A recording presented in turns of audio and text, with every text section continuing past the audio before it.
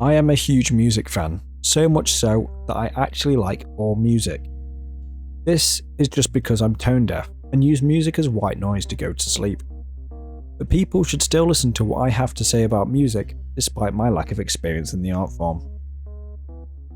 Recently, I have actually been listening to a lot of indie underground music, such as The Wiggles, but you probably haven't heard of them before.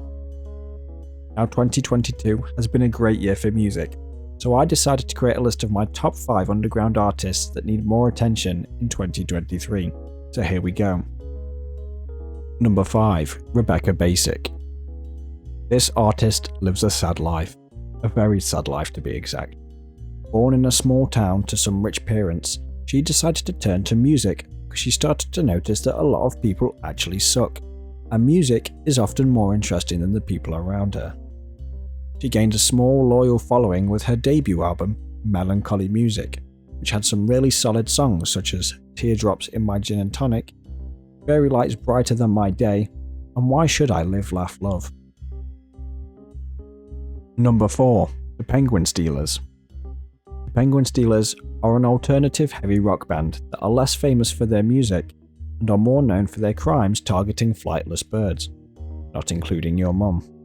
But before they went to prison for their odd crimes, they sang about them on their debut album, Far From Happy Feet, which gave us such classics as This Zoo Ain't Big Enough for the Both of Us, Huddling Ain't Gonna Save You, and What's Peter Gonna Do?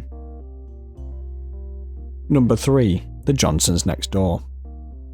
The Johnsons Next Door are a folk band consisting of a traditional Christian family with an interesting dynamic in which the children don't want any part of it since they are getting bullied at school, but their parents are making them be a part of the band anyway.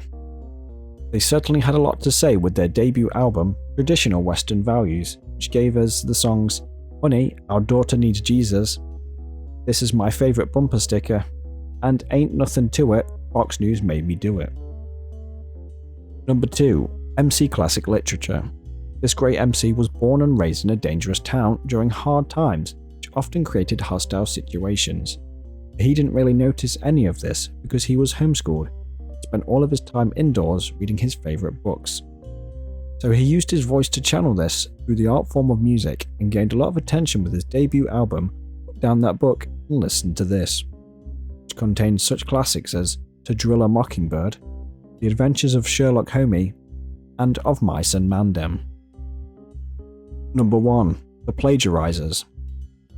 This is a classic rock band that have a lot of hits that aren't even theirs, and they have more court cases than they have album. They're often described by fans as, like If Now That's What I Call Music albums claimed all the songs as their own. They got in a lot of legal trouble with their debut album, News of the World, which contains a lot of classics such as Bohemian Rhapsody, Stairway to Heaven, and Put a Donk on It. So there we have my top 5 underground artists to look out for. They are actually so indie that they aren't even on Spotify. That's just how underground I am. And I always have to tell everyone so they know my main personality trait. Anyway, goodbye. Bye, have a beautiful time!